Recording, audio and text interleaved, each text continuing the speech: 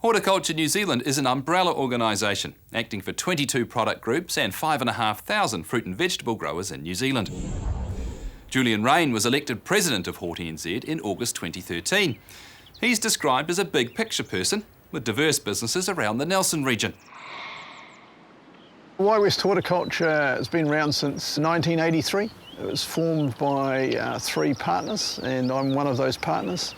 We've got approximately 100 hectares in apples. We've got 30 hectares in boysenberries and 20 hectares in kiwi fruit. We've got bigger over time. We're into post-harvest now as well, cool storage, exporting. It's quite a diverse business now. The challenge is definitely for us is water.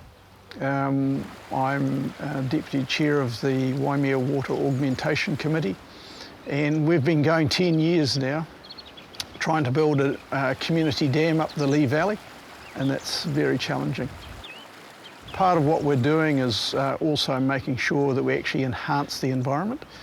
So we're going to put 30% more water down the river than the minimum required to sustain life, so that we expect life to flourish with a dam.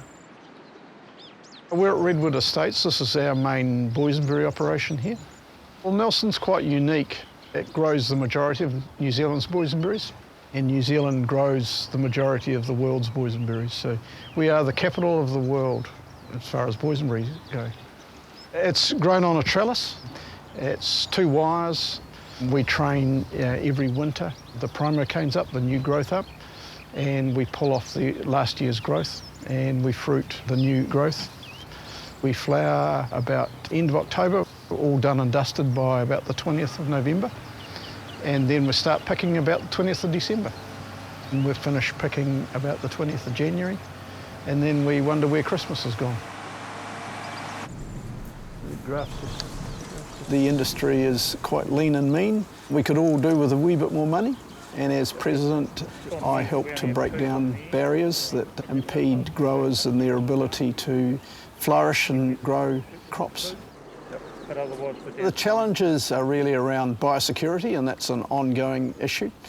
Biosecurity, we don't need any more pests and diseases in the country than we've already got, and you've got some quite high level ones that we've seen lately with PSA, Varroa and Psyllid, deeply affecting growers and costing millions of dollars.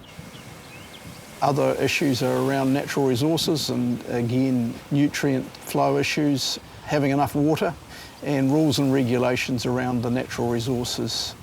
We've recently gone into bat for Amy Adams and some of the amendments to the RMA, and anything to make the RMA simpler and more easy to interpret would be very much appreciated by growers.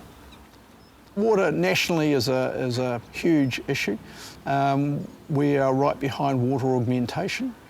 We think that there's plenty of water that is in New Zealand. It's just a case of storing more and using it when we're short.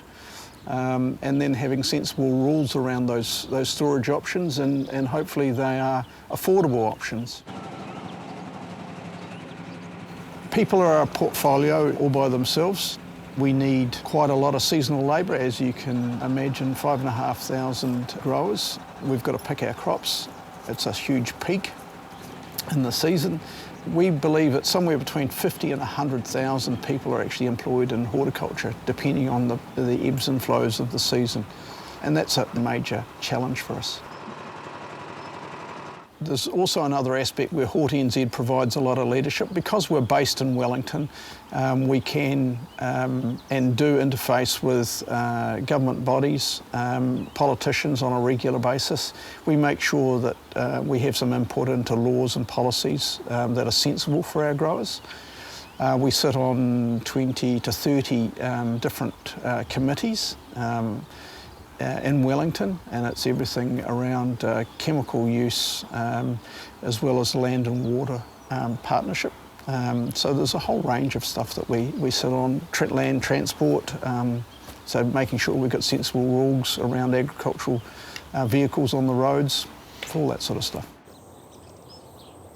We're on our home farm, which is in the middle of Stoke, which is a suburb of Nelson City. So we're wedged between Stoke and Richmond.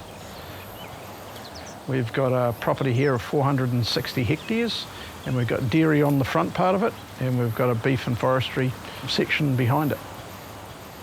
So this is our family operation. All of the family own this. We live here, my mum and dad live here. I live here too with my wife and kids. Because we're constrained by housing around two sides and we've got a sports field along another side, we can't grow anymore. So we are maxed out at 200 cows on the front section of the farm, on the flat and low hills. And so to be profitable, we have taken our milk directly to the public. Behind me is our milk vending machines, which are basically at our farm gate. We still sell the majority of our milk to Fonterra, but some of it goes back to the people here in Nelson. I feel quite strongly about connecting people to their food and where their food comes from. Whether it's orcharding and growing fruit crops or milk and milk products, people need to know where their food comes from.